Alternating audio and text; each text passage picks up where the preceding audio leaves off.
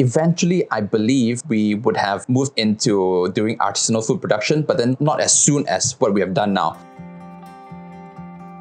The story of the studio started from pre-pandemic. We were toying the idea of starting a event space, culinary workshop for our customers. Such as cooking, baking, arts and craft, and also private events such as birthday parties, private dinings. Those are what we were doing before the pandemic. It's because of the pandemic, therefore we have to shift our focus from doing events and workshops to producing artisanal food. It was sort of, we have this little team and then we have bills and expenses to pay. So what do you do now? Then we thought we have to change our concept and then pivot into something that can let us sustain and survive throughout the whole pandemic period. So we thought, hey, why don't we just produce some food and try to sell online? We thought that since everyone is stuck at home and we are stuck in this country not being able to travel anywhere, why don't we bring the holiday or the countries to you? We started off with French afternoon tea. Then we just incorporated all the French desserts into this beautiful box, and then we will basically bring you on a culinary experience around the world. So we've started off with France and then we are moving on to Japan next.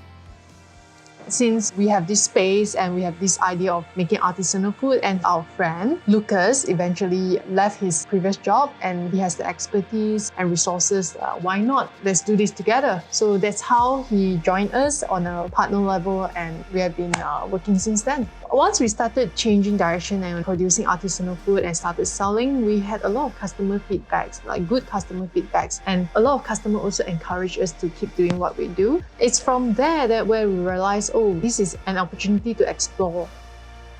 This space is supposed to be a workshop space where people come here for baking and cooking classes. So right now they are making the butter for this week's order, and these are the brioche, ready-made, the dough for the brioche.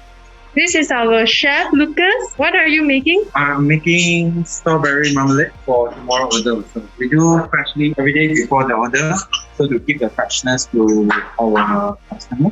So this is our French afternoon tea set. This is our signature pecan caramel butter.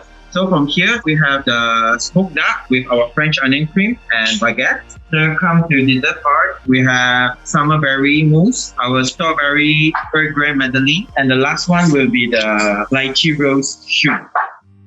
A brief explanation on how we manage the production of the food is that we don't produce every day. If you look at our Instagram, our website, we only deliver our afternoon tea set on certain days.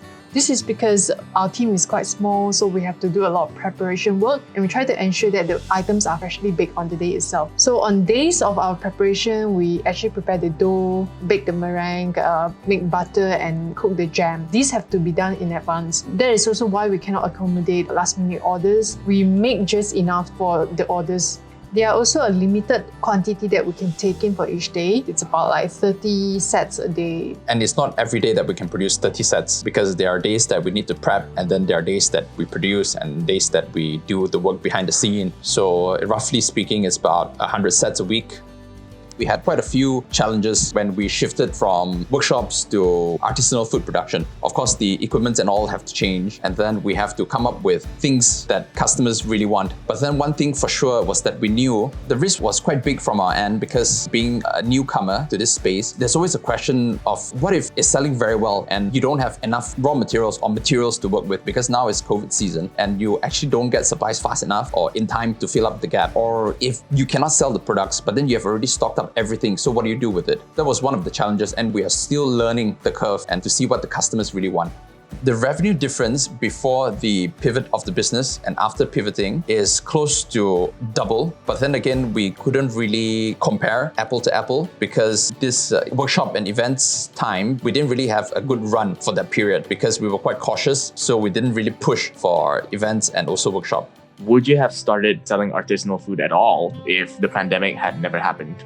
Pre-pandemic level, eventually I believe we would have moved into doing artisanal food production, but then not as soon as what we have done now. And it wouldn't have been our focus, because back then we were focusing on workshop and events. This business is very reliant on social media, so we are not really sure where the market will take us. At the moment, we have found our passion in bringing afternoon tea set to our clients basically. And in the future, of course, if we can, we'll try to mix in our passion with what the customers want. I am Cindy, and this is my husband from the studio KL, and our artisanal products are pandemic born.